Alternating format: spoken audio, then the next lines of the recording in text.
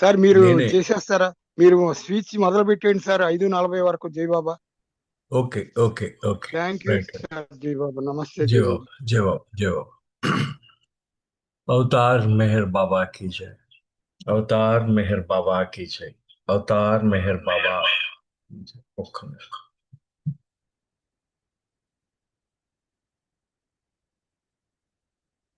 Okay.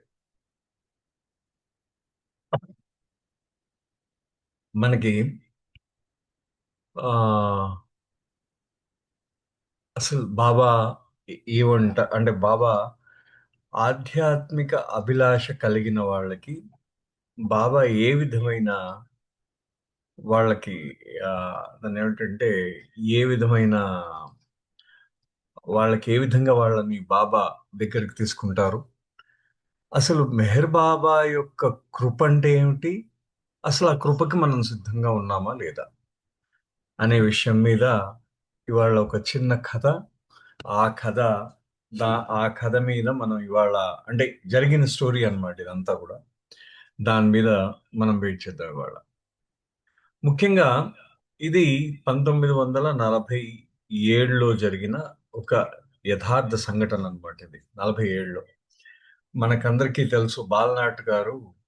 ఆయన స్వయంగా అనుభవించిన స్టోరీ అన్నమాట. బాలనాట్ గారు 1947లో మద్రాసులో ఆయన బాబా తాలూకు సహవాస్కి వెళ్ళొచ్చి ఆయన ఏం చేశారంటే కురుద్వాడిలో ఉంటారు. ఆయన టీచర్ కింద పనిచేస్తూ ఉండేవాడు. కురుద్వాడి వచ్చేసారు.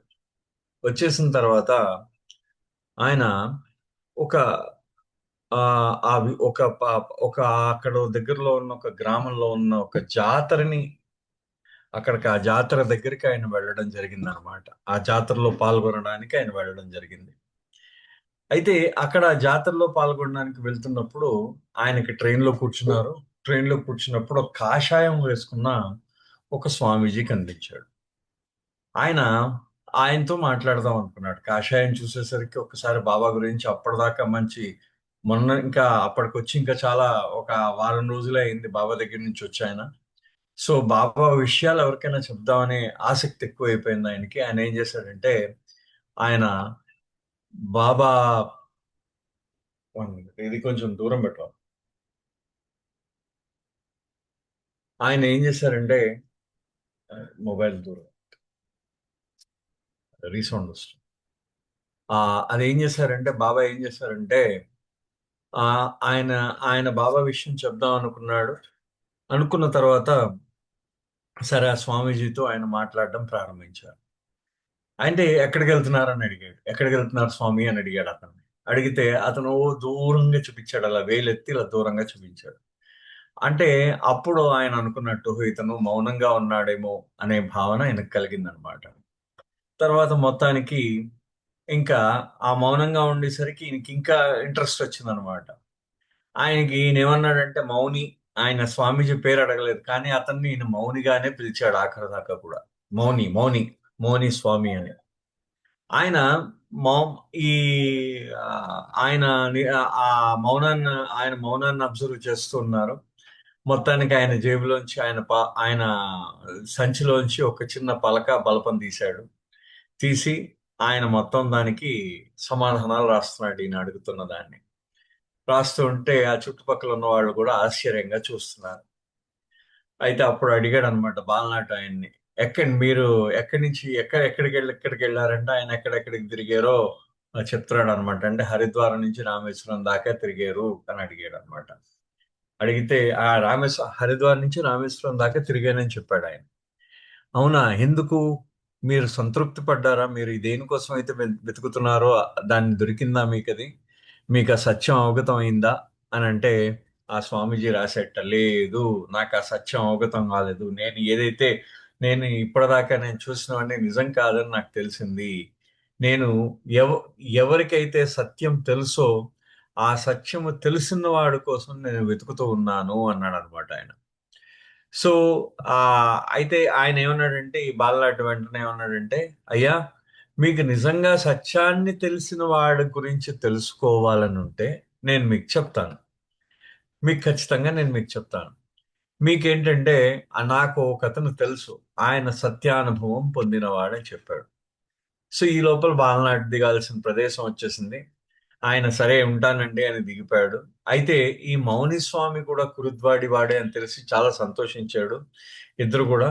సో తర్వాత ఆయన ఏమన్నాడంటే, అయ్యా నేను ఇగో ఇలాగ ఒక గ్రామంలో ఒక జాతర ఉంది, ఆ జాతరలో అక్కడ మ్యూజిక్ ఉంది, ఆ మ్యూజిక్ లో పాల్గొనడానికి వెళ్తున్నాను, కాబట్టి నేను కొన్ని రోజుల తర్వాత తిరిగి వస్తాను, అప్పుడు మన ఇద్దరం కురుద్వాడిలో మాట్లాడదాం అన్నాడు. సరే అయిపోయింది. వాళ్ళిద్దరూ కురుద్వాడలో కొంతకాలం తర్వాత కలిసిన తర్వాత మెహర్ బాబా గురించి బాలనాడు తాను ఏ విధంగా మెహర్ బాబాకి దగ్గర అయ్యాడో, మెహర్ బాబా అంటే ఏమిటో ఆయన చెప్పడం ప్రారంభించారు. ప్రారంభించేసరికి మౌన స్వామికి ఏమనిపించిందంటే బాబా యొక్క దర్శనం చేసుకోవాలని అనిపించింది అనమాట. నాకు కూడా దర్శనం దొరుకుతుందా అని అడిగాడు. ఆయన పలక మీద రాసి చూపించాడు. చెప్తే ఆ సమయంలో ఆయనకి తెలిసిన విషయం ఏంటంటే బాలనాటి గారికి బాబా సతారాలో దర్శనం ఇస్తున్నారని తెలిసింది. ఇచ్చిన తర్వాత ఈ మౌనస్వామిని బాలనాటిని వీళ్ళిద్దరినీ కలిసి సతారా రమ్మని బాబా పర్మిషన్ కోసం వాళ్ళు రాశారు, మేము ఇద్దరం వస్తారని.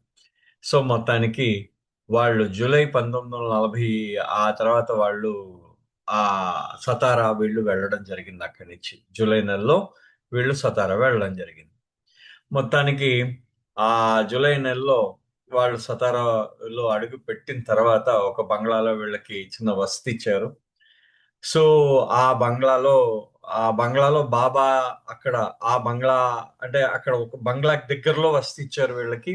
ఒక బంగ్లాలో ఎక్కడైతే బాబా దర్శనం ఇస్తున్నారో ఆ బంగ్లాకి మధ్యాహ్నం 3 గంటలకు రమ్మన్నారు వీళ్ళు.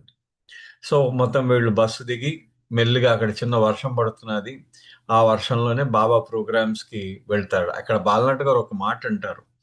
ఏంటంటే బాబా ప్రోగ్రామ్ కి వర్షానికి ఏమిటి సంబంధం ఏమిటో నాకు తెలియదు కానీ ఎప్పుడు బాబా ప్రోగ్రామ్ వేసినా కానీ వర్షం పడుతూ ఉంటుంది అంటాడు అనమాట ఆయన. సో మొత్తానికి అందరూ కూడా బాబా దర్శనానికి ఫుల్గా హాల్ అంతా ఫుల్గా నిండిపోయింది. మొత్తానికి వీళ్ళు వెళ్ళి బాబా దర్శనంకి వెళ్ళారు. వీళ్ళు లోపలికి వెళ్ళేసరికి హాల్లోకి వెళ్ళేసరికి చాలా నిండుగా ఉంది హాల్ అంతా. బాబా బాలనాటిని రమ్మన్నారు, దగ్గరికి రమ్మన్నారు. ఆ తర్వాత ఎవరొచ్చారు నీతో అని అడిగాడు. బాబా అప్పుడు ఈ బాలనాటి గారు ఏం చేశారంటే, స్వామి బాబా ఇతను మౌన స్వామి అని చెప్పేసి అన్నాడు అనమాట. అనేసరికి అందరూ అక్కడ బోల్డంత మంది ఉన్నారు క్యూలో. వాళ్ళందరూ బాబా దర్శనం చేసుకున్నారు.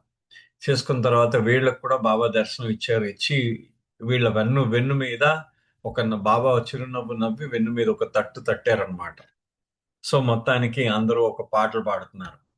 ఈ ప్రోగ్రామ్ ఇలా అవుతున్నప్పుడు బాలనాడు బాబా దగ్గరికి వెళ్ళి, బాబా ఈ మౌనస్వామి మౌనం పాటిస్తున్నాడు అన్నాడు. అనేసరికి ఆ బాబా చాలా సంతోషించారట.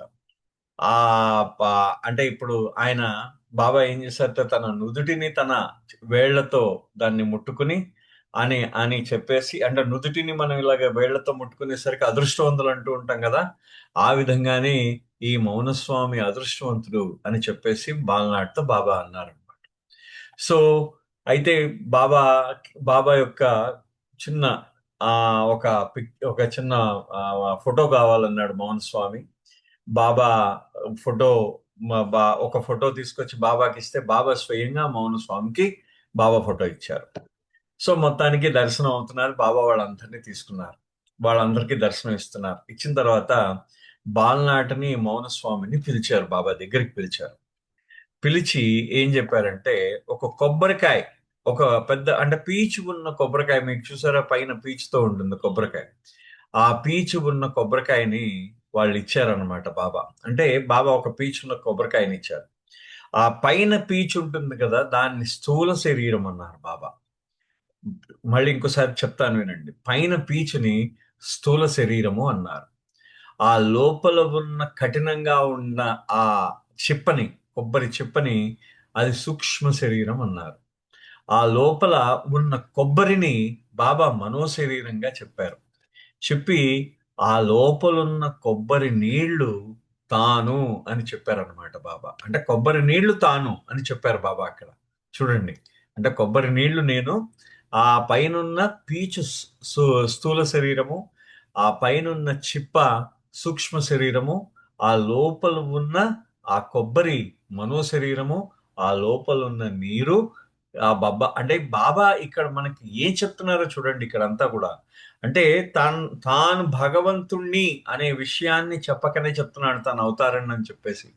అది అక్కడ ముఖ్యమైన అంశం ఏంటంటే తాను అవతారాన్ని, నేను భగవంతుణ్ణి అని చెప్తున్నారు. అంటే అన్నారు, దట్ ఈస్ ఐ బాబా అన్నారు అనమాట లాస్ట్ లో.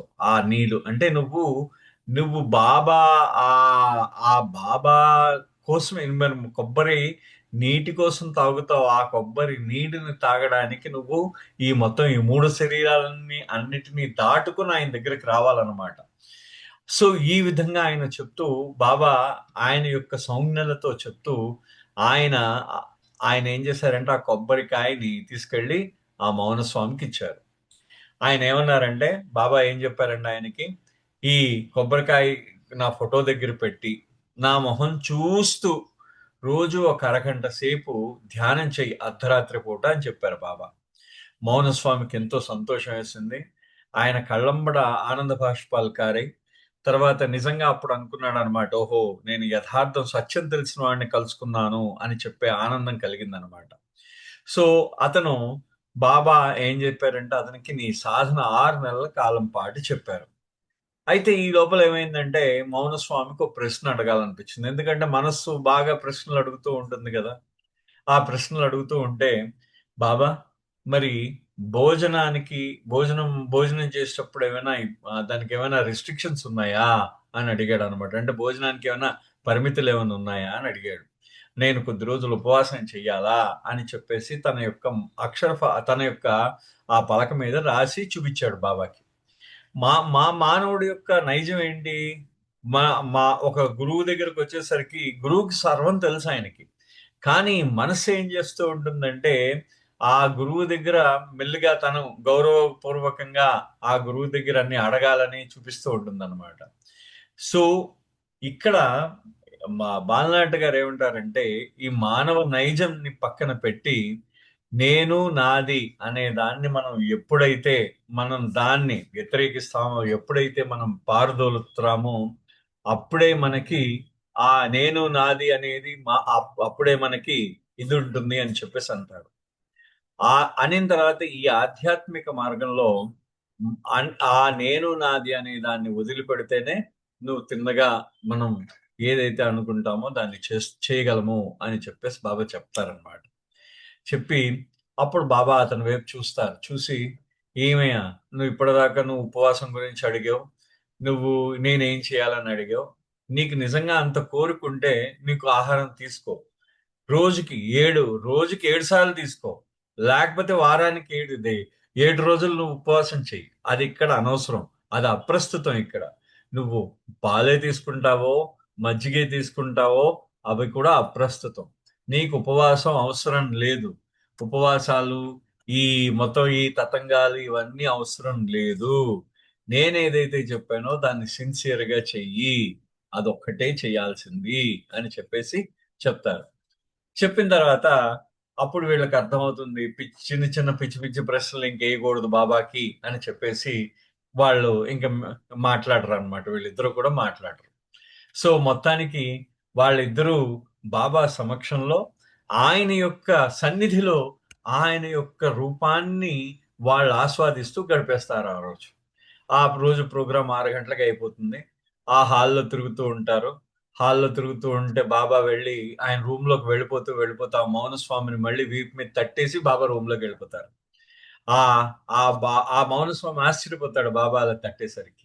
అంటే బాబా ఇక్కడ మనకు తెలుస్తుంది చూడండి, ఆయనతో ఆ పరిచయం ఏ విధంగా అంటే చూడండి, ఆయన దగ్గరికి తీసుకోవడం ఎంత దగ్గరగా అంటే ఎంత స్నేహపూర్వకంగా దగ్గరికి తీసుకుంటారో మనకు తెలుస్తుంది అనమాట. సో మొత్తానికి మౌనస్వామి బాబా చెప్పినవన్నీ హృదయపూర్వకంగా పాటించడం ప్రారంభించాడు. కొద్ది రోజులైంది. ఆయన ప్రతిరోజు కూడా బాబా యొక్క ఆ దివ్యమంగళ స్వరూపం, ముఖ్యంగా ఆయన ముఖం తన వైపు నవ్వుతూ చూస్తుండడాన్ని ఆయన రోజు గమనించసాగాడు ఆ ఫోటోలో, బాబా ఇచ్చిన ఫోటోలో. సో ఒక్కొక్కసారి బాబా ఓ పెద్ద అంటే చాలా విశ్వరూపం దాల్చినట్టు పెద్దగా ఆయన స్వరూపం దాల్చినట్టు కనిపించదు అనమాట. ఒక్కొక్కసారి ఆకాశం అంత ఎత్తుకెదిగిన బాబా కనిపించాడు. సో మొత్తానికి బాబా అనేక రూపాల్లో ఆయనకు దర్శనం ఇవ్వసాగాడు అనమాట ఆ ఫోటోలోంచే. ఇదంతా కూడా ఆయన ఫోటోలోంచే జరుగుతున్నది. ఇది ఒక 6 నెలల కాలం బాబా ఉండమన్నారు. 6 నెలలు అయిపోయింది.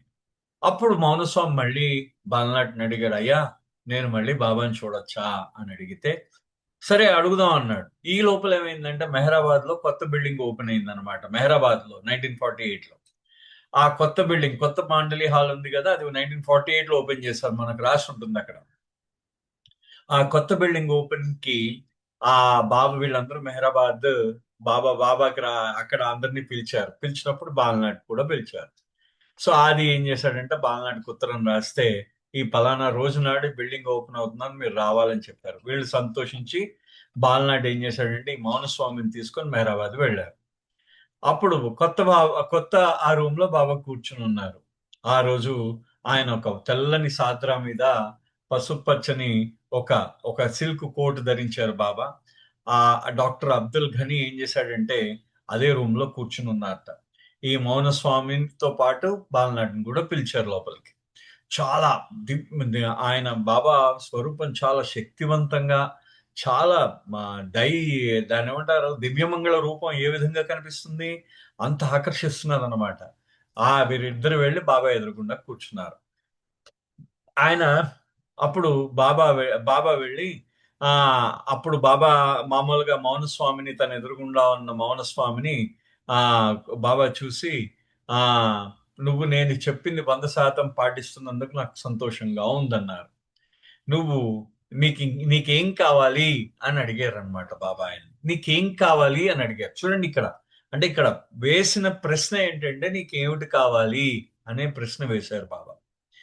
ఏమిటి కావాలి అనే ప్రశ్న వేసినప్పుడు ఆయన వెంటనే తన పలక మీద రాసిన సమాధానం గురు కృప అని రాశాడు. అంటే గురువు యొక్క కృప, అంటే మాస్టర్ గ్రేస్ కావాలన్నాడు, నీ కృప కావాలన్నాడు.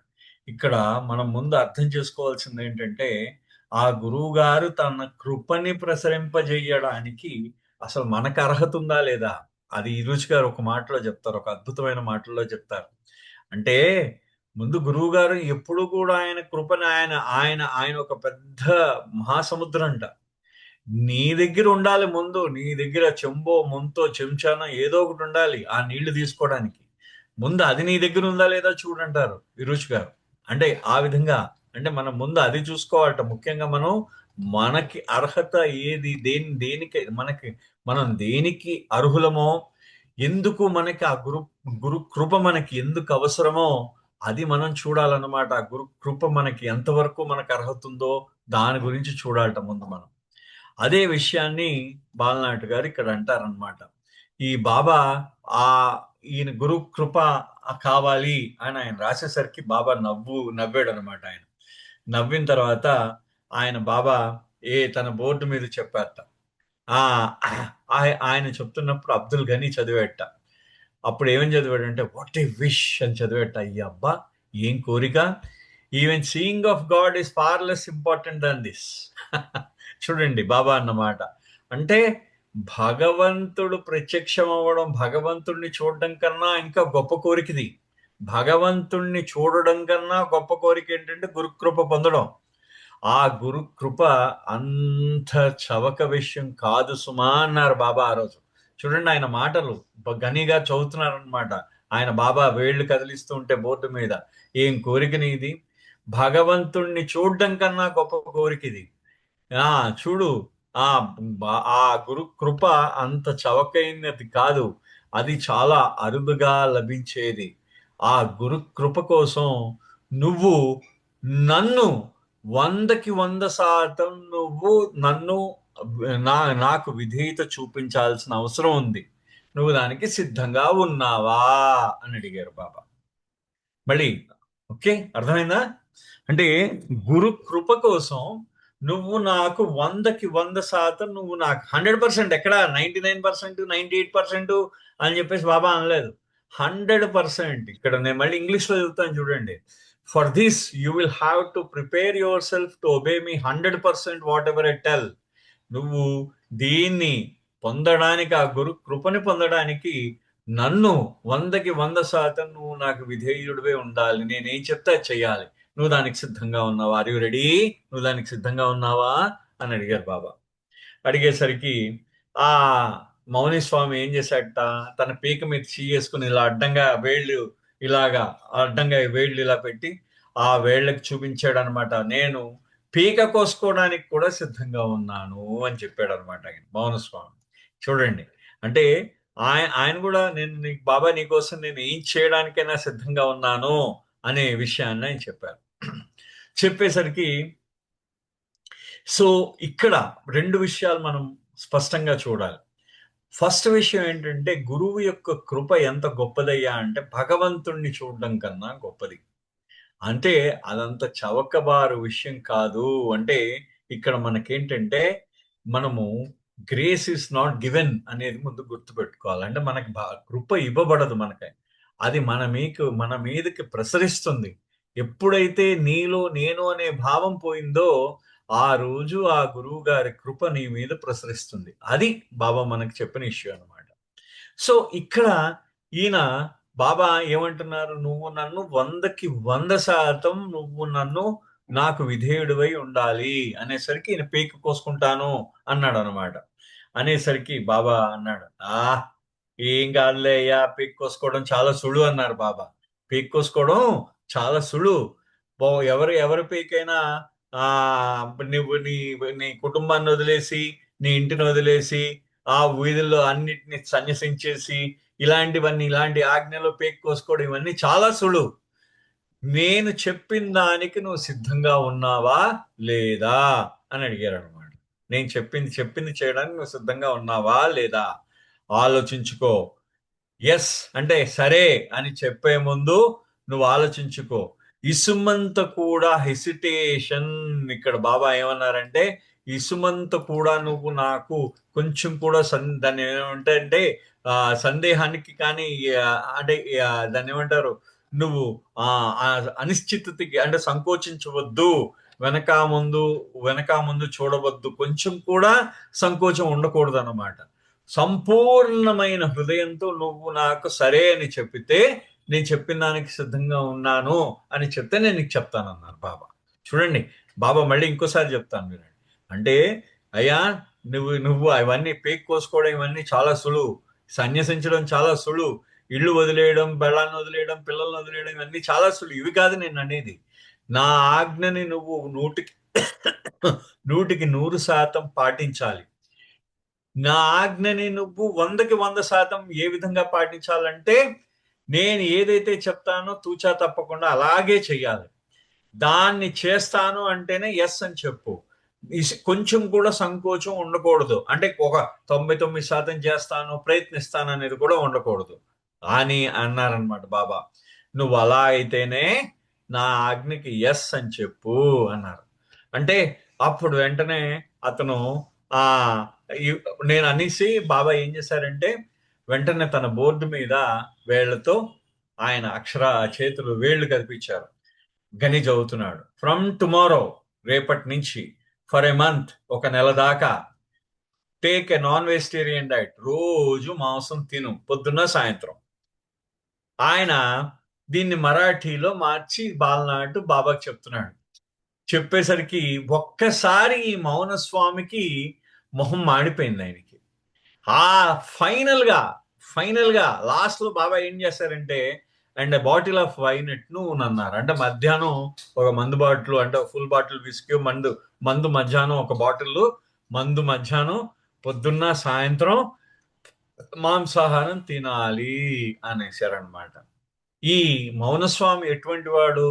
ఆయన ఒక మునివర్యుడు అనమాట. అతను పూర్తిగా ఒకే ఒక్క పైనుంచి కింద దాకా ఒకే ఒక్క పంచె లాంటిది కట్టుకునేవాడు. అతని అవసరాలు కూడా చాలా కొద్ది. ఆయన ఎవరిని తన శరీరాన్ని ముట్టుకొని ఇచ్చేవాడు కాట. సో బాబా దగ్గరికి వచ్చినప్పుడు ఆ బాబా యొక్క ప్రేమికులు అలాంటివన్నీ కూడా ఆయన పాటించడం మానేశాడు. కానీ అతను నిఖచ్చితంగా ఎవరిని తను ముట్టుకొని ఇచ్చేవాడు కాదు. ఆయన రోజుకు ఒక్క పూటే భోజనం చేసేవాడు. నో కాఫీ, టీలు ఏమి తాగేవాడు కాదు ఆ రోజుల్లో ఆయన. అదే విధంగా వేరే వాళ్ళు ముట్టుకున్న నీళ్లు కూడా తాగేవాడు కాదు. సో ఇన్ని ఇన్ని రకాలైన కట్టుబాట్లు ఆయన పెట్టుకుని ఆయన జీవిస్తూ ఉన్నాడు. ఒక్కసారి ఆ కట్టుబాట్లన్నీ వదిలేసి బాబా ఏం చేశారంటే, నువ్వు ఇలాగా మొత్తం మాంసాహారం తినాలి 2 పూట్ల అనేసరికి అతను షాక్ కొట్టిందనమాట ఆయనకి మొత్తం అంతా. అతను మొత్తం నేను గందరగోళంలో పడిపోయాడు. బాబా ఏం చేశారంటే, అతని అనుమతి, అతను ఎస్సా నో అని చెప్పాలి కదా మరి అతను. అందుకని ఈ లోపల బాబా ఘనీతో మాట్లాడుతున్నారు. మాట్లాడుతూ ఈ మౌనస్వామికి ఆలోచించుకోవడానికి టైం ఇచ్చారు. ఈ మనసు ఎంత మాయమైంది, ఎంత అంటే కపటమైందో మీరు చూడండి.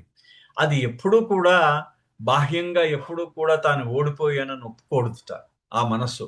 సో కాబట్టి అనేక రకాలైన వంకలు చెప్తూ ఉంటుంది మనస్సు. నేను ఓడిపోయానని ఒప్పుకోదుట మనస్సు ఎప్పుడు కూడా. సో అతనికి నేను చెయ్యలేను అని చెప్పాలి అని అంటే, బాబా నేను దీన్ని పాటించలేను అని అంగీకరించలేకపోయాడు ఆ మౌనస్వామి. కానీ ఏం చెప్పాడంటే బాబాకి సమాధానం, బాబా నేను చాలా పేదవాడిని, పొద్దున్న సాయంత్రం మాంసాహారం ఎక్కడి నుంచి కొంటాను, మధ్యాహ్నం ఒక బాటిల్ వైన్ అంటే ఒక మందు బాటిల్ కొనుక్కోమంటున్నాను, ఎక్కడి నుంచి కొంటాను అని అన్నట్టు. ఇది వినిన తర్వాత బాబా అన్నారు, అది నువ్వు చూసుకోవాల్సిన విషయం. నువ్వేమన్నావు నాతో, నేను నీకు 100% ఒబే చేస్తాను అని అన్నావు. సో నేను నీకు ఒక పని చెప్పాను, నువ్వు నాకు 100% ఒబే చేస్తాను అని చెప్పినందుకు నేను నీకు నువ్వు చేస్తావని ఒక పని చెప్పాను, నీకు చేస్తావని చెప్పాను ఒకటి. సో నాకు తెలుసు ఇక్కడ ఆ రోజుల్లో వైన్ ప్రొహిబిషన్ ఉంది, అంటే ఈ దాన్ని దాన్ని అక్కడ దాన్ని తాగనిచ్చేవారు కాదన్నమాట. అక్కడ ఎక్కడా కూడా ప్రొహిబిషన్ ఉందన్నమాట. అంటే మా మద్యం దాన్ని మద్య నిషేధం ఉందన్నమాట అక్కడ ఆ రోజుల్లో. సో మద్యం దొరికేది కాదు. సో మద్యం తీసుకుంటే నిన్ను జైల్లో పెడతారు. కానీ అది నీ నువ్వు చేయాల్సిన పని రా అబ్బాయి అన్నారు బాబా. అయితే బాబా ఒక మాట అన్నారు, అయితే నువ్వు ఏం చెప్పావంటే ఇప్పుడు, బాబా నేను పొద్దున్న సాయంత్రం మాంసాహారం కొనుక్కోవడానికి, నాకు వైన్ బాటిల్ కొనుక్కోవడానికి డబ్బు కావాలన్నావు. అయితే నీకు డబ్బు కొరవ ఉంది కాబట్టి అది నేను అరేంజ్ చేస్తాను, డబ్బులు నేను ఇస్తానులే. కానీ అది ముఖ్యం కాదు ఇక్కడ. నాకు నువ్వు నిజాయితీతో సమాధానం చెప్పాలి. ఏంటంటే, నువ్వు పరిపూర్ణమైన విధేయత నా మీద చూపిస్తూ నేను చెప్పింది పాటిస్తావా లేదా అని అడిగారు బాబా. అడిగేసరికి అక్కడ పాపం ఆయన ఏం చెప్తాడు, పాపం ఆయన చెప్పండి, ఆయన ఏం చెప్తాడు ఒకసారి ఆలోచించండి ఒక్కసారి. ఎందుకంటే అంత నిష్ఠగా బతికిన వాడు ఏ విధంగా ఏం చెప్తాడో ఆలోచించట్లేదు. కానీ ఆయనకు తెలియదు, మౌనస్వామికి తెలియదు. 1932 దాకా మండలి వాళ్ళకి బాబా కనీసం గుడ్డు కూడా పెట్టనివ్వలేదు. అదే విధంగా వాళ్ళని కేకులు తినిచ్చేవారు కాదు, వాళ్ళని చాక్లెట్లు తినిచ్చేవారు కాదు. ఆ తర్వాత బాబా వాళ్ళని మాంసాహారం తినమని చెప్పారనమాట. అంటే ఎవరికి తినాలని ఉంటే వాళ్ళు తినండి అని చెప్పారు. అంటే ఇక్కడ బాబా చెప్పింది ఏంటంటే, నువ్వు తీసుకునే ఆహారం నీకు ఆధ్యాత్మికత నేర్పించదు. అది నువ్వు ఏమవుతుందంటే, నీకు తీసుకున్న ఆహారం వల్ల కొంత బంధనాలు ఏర్పడతాయి. కానీ నీ మనస్సుని ఎప్పుడైతే స్వేచ్ఛాయుతం చేస్తావో అప్పుడు నీకు ఆధ్యాత్మికత నువ్వు అలవడుతుంది, అప్పటిదాకా నీకు అలవడదు. అయితే బాబా అనేది ఏంటంటే, నువ్వు దీనికి 100% నువ్వు దానికి కట్టుబడి ఉండాలి, మంచి అయినా చెడైనా. నువ్వు ఏది దానికి ఇలా పెట్టుకోకూడదు, గురువు గారు ఏం చెప్తే అది 100% చెయ్యాలన్నమాట. సో అప్పుడు నీకు గురు కృప నీ మీద ప్రసరిస్తుంది అని చెప్పేసి అన్నారు బాబా. సో బాబా ఎప్పుడైతే నేను డబ్బులు ఇస్తాను అన్నారో, ఇంకా ఇంక దెన్ అప్పుడు అతను సరే అని చెప్దాం అనుకున్నట్టు మౌనస్వామి. ఈ లోపల మళ్ళీ బాబాయ్ అన్నారే, ఇంకో విషయం గుర్తుపెట్టుకో, నువ్వు 99% నువ్వు నేను చేస్తాను అని, ఆ 1% నేను చెయ్యలేననే సందేహం నీకు మనసులో ఉన్నా నువ్వు నిజాయితీతో లేదు, నా వల్ల కాదని చెప్పి, నేను ఇప్పటికీ కూడా నేనేం అనను. నేను ఇంకా ఎంత తొందరగా లేదు నేను చేస్తాను అంటే 100% నువ్వు చెయ్యాలని చెప్పింది అన్నారు. ఈ మాట అనేసరికి ఈ మౌనస్వామి మనసులో వెంటనే అనేక రకాలైన ఆలోచనలు వచ్చాయి. అప్పుడు బాబా దగ్గరికి వచ్చి, బాబా నా మనసులో సందేహాలు ఉన్నాయి, నేను నిజంగా నిజాయితీతో చెప్పాలంటే ఈ పని నేను చెయ్యలేను బాబా అన్నాడు అనమాట. అప్పుడు బాబా అన్నారు, సో అప్పుడు బాబా అంటారు, ఏమయ్యా నేను నీకు చెప్పానా, నేను చెప్పింది చేయడం అంత సులువు కాదు. కానీ నేను చెప్పింది చేయడం అంత సులువు కాదు. గురు కృపను పొందడం కూడా అంత సులువు కాదు సుమా. నేను ఏదైతే నేను కానీ నువ్వు నిజాయితీగా బాబా నాకు నేను చెయ్యలేనని ఎప్పుడైతే చెప్పావో అది ఇంక నేను దాన్ని నేను నిన్ను క్షమించాను పో అన్నారు బాబా. అయితే నీకు కొన్ని సూచనలు చేస్తాను, నీకు కొన్ని ఆజ్ఞలు ఇస్తాను. 1 సంవత్సరం పాటు మొత్తం భారతదేశంలో ఉన్న పవిత్ర ప్రదేశాలన్నింటినీ తిరుగు. ఎవరి దగ్గర డబ్బులు అడక్కు, డబ్బులు ముట్టుకోకు, ముఖ్యంగా స్త్రీని ముట్టుకోకు. ఆ ట్రైన్లో కానీ ఎక్కడైనా వీధుల్లో కానీ పొరపాటున స్త్రీ నిన్ను ముట్టుకున్నా కానీ, ఏ స్త్రీనైనా ముట్టుకున్నా కానీ నీ తల్లిని ముట్టుకున్నానని అనుకో. నువ్వు ఎక్కడైనా సరే భిక్షాటన చెయ్యి, ఆహారం కోసం భిక్షాటన చెయ్యి, నువ్వు మాత్రం ఆహారం వండుకోవద్దు అని చెప్పారు. అయితే మీకు గొప్ప ఈ మునులు ఈ గురువుల యొక్క దర్శనం చేసుకో, కానీ వాళ్ళ వెనకాతల పడకు అని చెప్పి బాబా పంపించారు. ఈ ఆజ్ఞలకు మౌనస్వామి అంగీకరించాడు.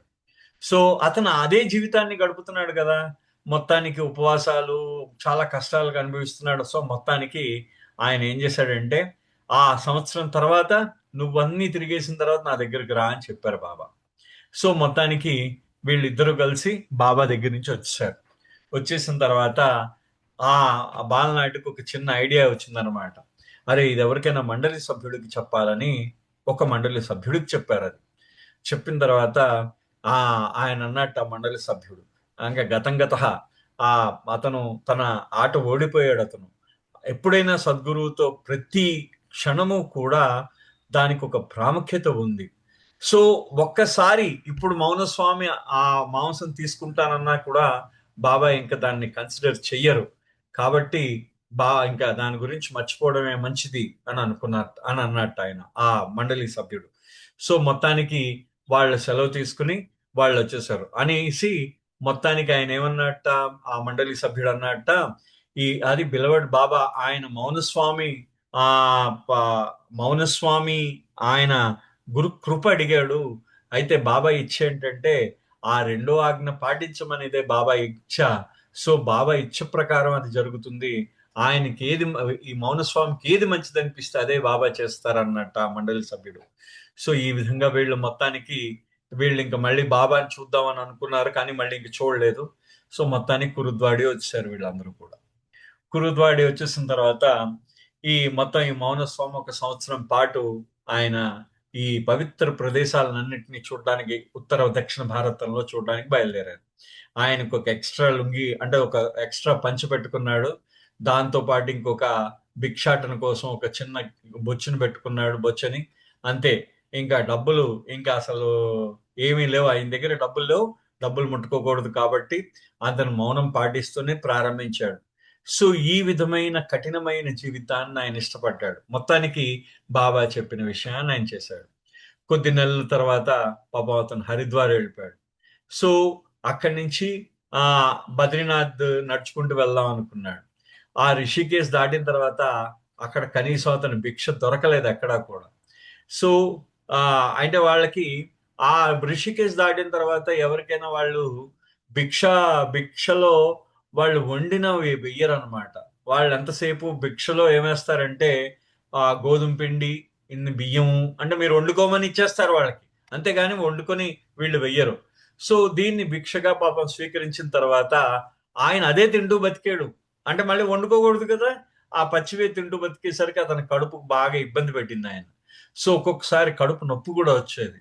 సో ఇతను ఏం చేశాడంటే ఆయన బాబా ఏమన్నారంటే అక్కడ భిక్ష ఎక్కడ కనబడలేదు అతనికి, వండింది ఆయన వండి ఎవరైనా భిక్ష వేసేవాళ్ళు ఎక్కడ కనబడలేదు.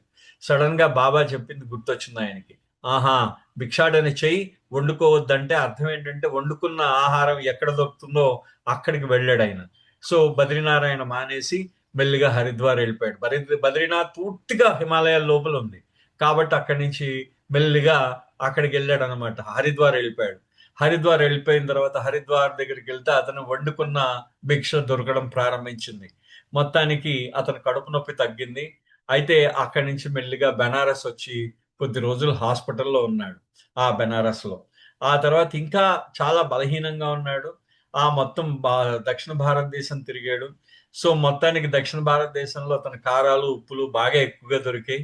మళ్ళీ అతని కడుపులో ఇబ్బంది పెట్టింది. మొత్తానికి ఆ ఆయన మొత్తానికి ఏదో అన్ని తట్టుకుని మొత్తానికి మళ్ళీ అతను ఏం చేశాడంటే ఈ మౌనస్వామి మెల్లిగా ఆ అక్కడికి వచ్చేసాడు. ఆయన మళ్ళీ కుర్ద్వాడి వచ్చాడు.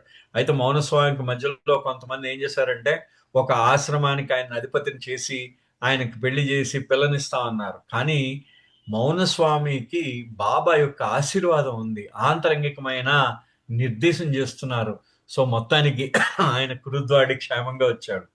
ఆగస్టు 1949లో వచ్చాడు కురుద్వాడి. ఆయన వచ్చిన తర్వాత మొత్తానికి తర్వాతి కాలంలో ఆయన బాబా భక్తుడి కిందే ఉన్నాడు అనమాట. సో ఇది ఆయన ఏం చెప్తారంటే, ఎవరు మన బాలనాటి గారు ఒకసారి చెప్తారనమాట. బాబా ఒకసారి అన్నారట, కొద్దిమంది ఈ మాంసాన్ని వాళ్ళు ఇష్టపడరు, కొద్దిమంది ఈ మాంసాన్ని చాలా ఇష్టపడతారు. నీకు నీ ఇష్టాలు నీ అయిష్టాలు నిన్ను ఒకే విధంగా బంధనాలకి గురి చేస్తాయి. గుర్తుపెట్టుకోండి, మళ్ళీ ఇంకోసారి చెప్తాను ఇది. అంటే కొద్ది మందికి మాంసాహారం ఇష్టం, కొద్ది మందికి మాంసాహారం ఇష్టం లేదు. నీ నీ ఇష్టాలు నీ అయిష్టాలు అంటే నువ్వు ఏది ఇష్టమో అది కూడా నీకు బంధనానికి గురి చేస్తుంది, ఏది అయిష్టమో అది కూడా బంధనానికి గురి చేస్తుంది. నా ముఖ్య ఉద్దేశం ఏంటంటే, my concern is to free you from both. నీ ఇష్టాల నుంచి నీ అయిష్టాల నుంచి నిన్ను స్వేచ్ఛాయుతుడిని చేయడమే నా ఉద్దేశము. అందుకనే లవ్ ఎలోన్ ఫ్రీస్, ఆ ప్రేమ మాత్రమే నిన్ను స్వేచ్ఛాయుతుడిని చెయ్యగలదు. But where self is love is not. నీ అంటే నీ యొక్క ఆ జీవాత్మ ఎక్కడుందో, నేను అనే భావం నీకు ఎక్కడుందో అక్కడ ప్రేమ ఉండదు. Where you are not love is, అంటే నువ్వు నేను అనే భావం లేని చోటే ప్రేమ ఉంటుంది. కాబట్టి అది ముందు ముఖ్యమైన విషయము. చూడండి, ఇంకొకసారి సెంటెన్స్ చదువుతాను. బాబా తాలూకు అద్భుతమైన ఈ యొక్క మెసేజ్ చదువుతాను. అంటే మీకు మీ ఇష్టాలకి మీ అయిష్టాలు రెండు కూడా మీకు బంధనాలని కలగజేసేవే, రెండు కూడా. నేను మిమ్మల్ని స్వేచ్ఛాయుతుడిని, బంధనముల నుండి, ఇష్టాలు అయిష్టాల నుండి స్వేచ్ఛాయుతుడిని చేయడానికే నేను వచ్చాను. ప్రేమ మాత్రమే మిమ్మల్ని స్వేచ్ఛాయుతుడిని చేయగలదు. ఎప్పుడైతే నేను అనే భావం ఉంటుందో అక్కడ ప్రేమ ఉండదు. ఎక్కడైతే నేను నువ్వు అనే భావం ఉండదో అక్కడ ప్రేమ ఉంటుంది. ఇది బాబా చెప్పిన అక్షర సత్యము. సో ఇది ఓ మౌనస్వామి అనే ఒక బాబా ప్రేమికుడు యొక్క అద్భుతమైన కథ. సో ఇంతటితో ఇవాళ ఆపుదాం. తిరిగి మళ్ళీ ఎప్పుడైనా అవకాశం ఉంటే అప్పుడు కలుద్దాం. అవతార్ మెహర్ బాబా కీ జై బాబా అండి. జై బాబా అండి సార్. నీ ఇష్టాలు నీ అయిష్టాలు